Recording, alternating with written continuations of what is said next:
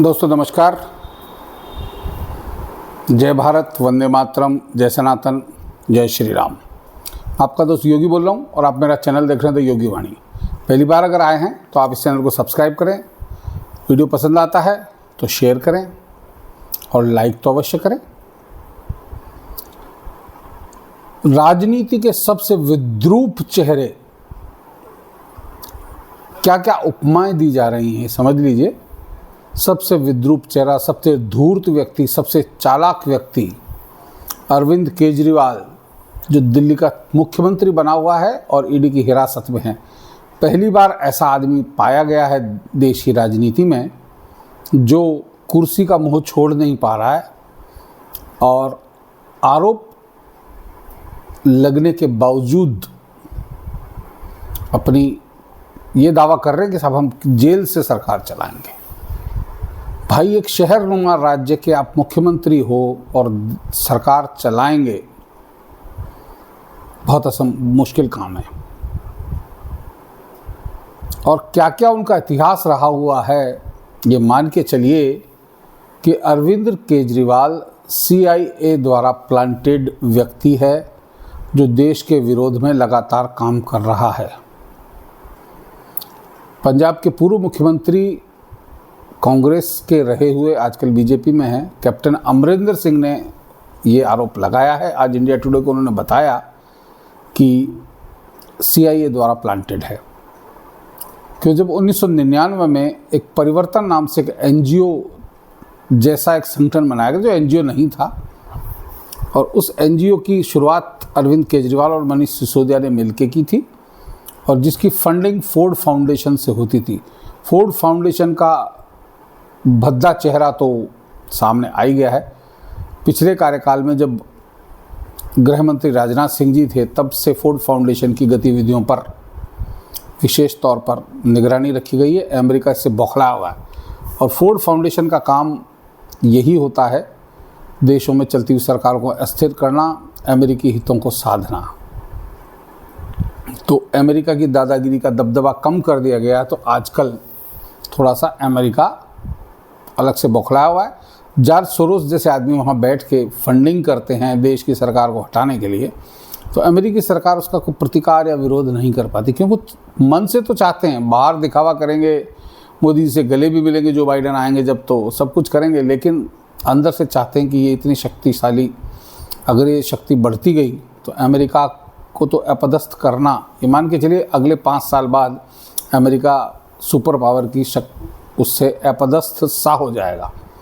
उनकी जीत खाली इसी में है कि वो हथियार बेचकर अपना पैसा कमाते हैं और जहाँ कुछ कमाई का काम होता है, तेल वगैरह का होता है, तो वहाँ अटैक करके और वो कर लेते हैं। तो इसलिए अमेरिका के मामले, और एमनेस्टी इंटरनेशनल भी इस परिवर्तन को पैसा देती थी। एमनेस्टी इंटरनेशनल ह्यूमन राइट्स के नाम पर बहुत उद्यम करती आई है और अभी गृह मंत्री अमित शाह जी ने इन NGO को बैन कर दिया, हटा दिया, यहाँ से भग गए सब लोग। तो ये परिवर्तन 2012 तक काम करती रही। 2012 में फिर अन्ना हजारे आंदोलन आरंभ हुआ और अन्ना हजारे आंदोलन को भी फोर्ड फाउंडेशन ने भरपूर सहायता की। ये मैं नहीं कह रहा हूँ, कैप्टन अमरिंदर सिंह जी कह रहे हैं, ऑथेंटिक सोर्स से बता रहे हैं, है ना। उसके बाद उन्होंने उस आंदोलन का नाम आम आदमी पार्टी कर दिया। इंडिया अगेंस्ट करप्शन नाम से एक और NGO जैसा संगठन खड़ा किया, यानी हम भ्रष्टाचार के विरुद्ध हैं। शीला दीक्षित पर जम के आरोप लगाए अरविंद केजरीवाल ने, और उन दिनों की बात है हम भी उनके आरोपों पे सोच के और उनके साथ हो गए थे कि चलो एक ऐसा व्यक्ति आए जो भ्रष्टाचार के विरुद्ध काम करेगा। लेकिन मुख्यमंत्री बनते ही उनका विभत्स चेहरा सामने आया। और पढ़ा लिखा आदमी देश के लिए कितना नुकसानदायक हो सकता है सोच लीजिए आप। बाद में 2015 में कबीर नाम से एक और NGO खड़ा हुआ। हालांकि केजरीवाल ये कह के पल्ला झाड़ लेते कि वो संगठन तो सिसोदिया का था, मनीष सिसोदिया का, लेकिन दोनों उसमें कर्ता धर्ता थे और उसकी फंडिंग भी फोर्ड फाउंडेशन ही कर रहा था। आप मान के चलिए विदेशों से कितना पैसा लाकर देश को अस्थिर करने का जो साजिश लगातार की जा रही थी। उसके बाद ये मुख्यमंत्री बने, जनता को छोटे छोटे प्रलोभन दिए, खुद की जेब से तो कुछ देना नहीं था।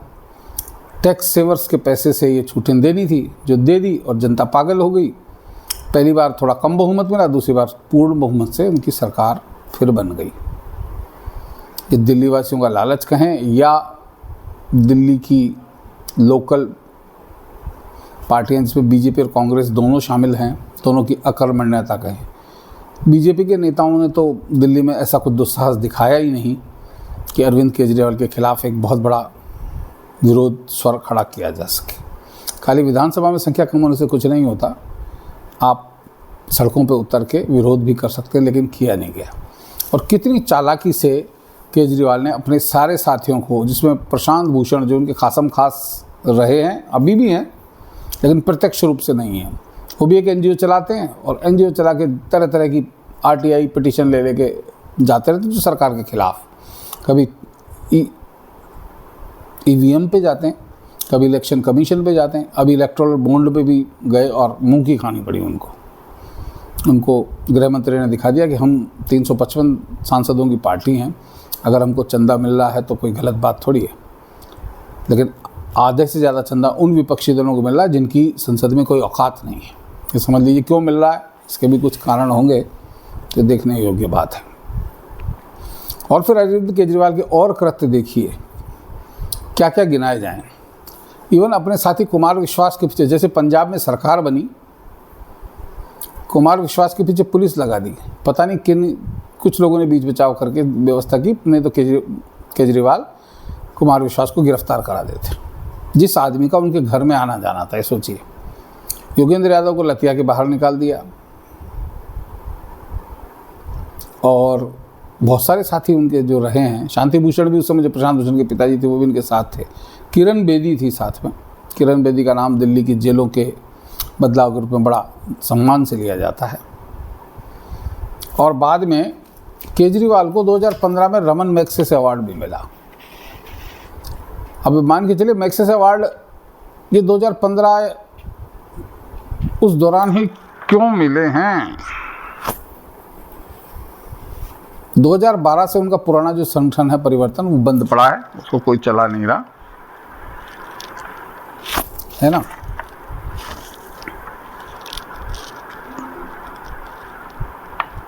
सीआईए के इशारे पर सहायता करना फोर्ड फाउंडेशन का काम रहा हुआ है। कि ये इस तरह की चीज़ें देश विरोधी गतिविधियों में केजरीवाल लिप्त रहे, लेकिन सरकार पता नहीं किन कारणों से उन पर इस तरह का आक्रमण करो। अभी किसान आंदोलन खड़ा हुआ, शाहीन बाग हुआ, सब में केजरीवाल का प्रत्यक्ष अप्रत्यक्ष रूप से हाथ है और दिखाई देता है, फिर भी उनको बख्शा गया, ये बहुत गलत बात है। ऐसे आदमी के खिलाफ ज़बरदस्त कार्रवाई होनी चाहिए कि उनकी पीढ़ियां याद रखें, ये मान के चलिए, इतने दिमाग से। अब जब और कोशिश पूरी करी छटपटा के, आपने 9 सम्मन में गए नहीं। देश का कोई भी ऐसा नेता नहीं रहा जो इतने सम्मनों में नहीं गया हो। इससे पहले हेमंत सोरेन ने ऐसा रिकॉर्ड कायम किया था। तो क्या हम ऐसे युग की तरफ जा रहे हैं जहाँ इस तरह के नेता धीरे धीरे आएंगे? एक एक नेता आ रहे हैं तो और भी नेता कुछ इन सम्मानों की परवाह नहीं करेंगे, लेकिन क्या पता ईडी की कोई सोची समझी कार्रवाई हो, कितने सम्मानों को दे के, और वो अगर बार बार अटकाते रहें तो उनकी छवि को तो पूरी तरह धूमिल कर दिया जाए। छवि धूमिल करे बाद उनको 10वां सम्मन देने की जरूरत नहीं पड़ी। हाईकोर्ट ने जैसे कहा कि हम गिरफ्तारी पर रोक नहीं लगा सकते, 2 घंटे के बाद उनको गिरफ्तार कर लिया गया और कल उनको राउजमनी कोर्ट में भी पेश करके और 6 दिन का रिमांड ले लिया कि 10 दिन का मांगा था, 6 दिन का मिला है। अब वो ईडी की निगरानी में,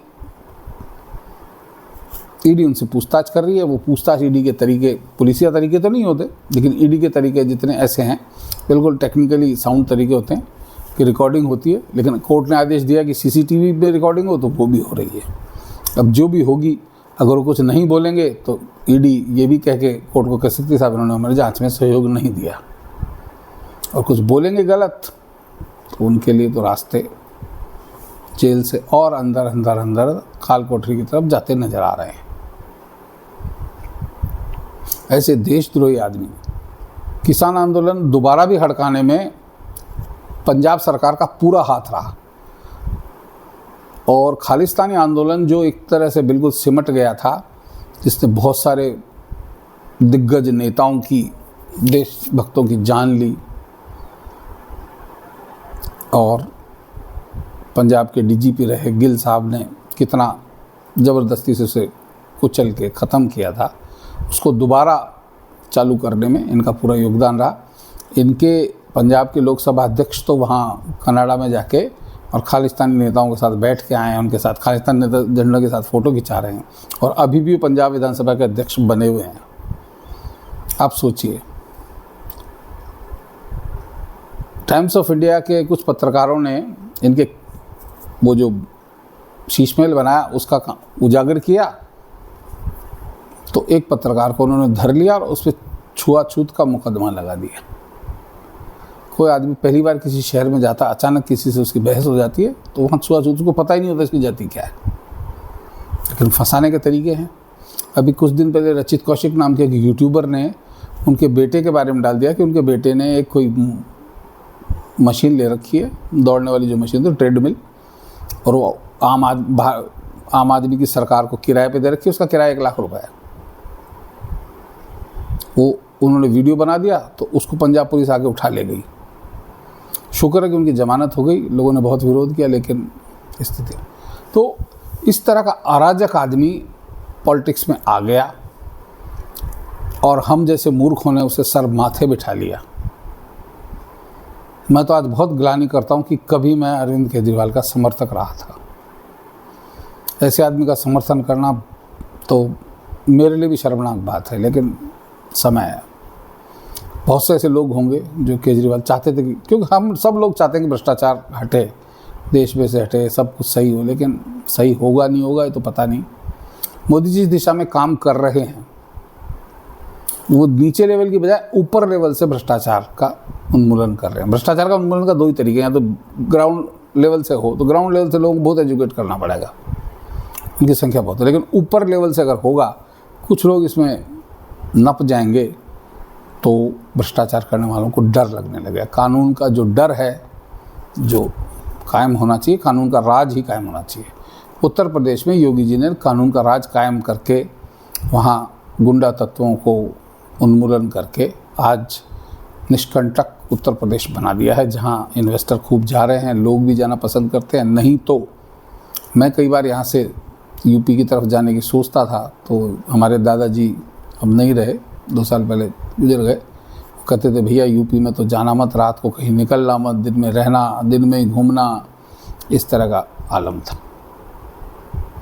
तो इनसे योगी जी ने तो मुक्ति दिला दी।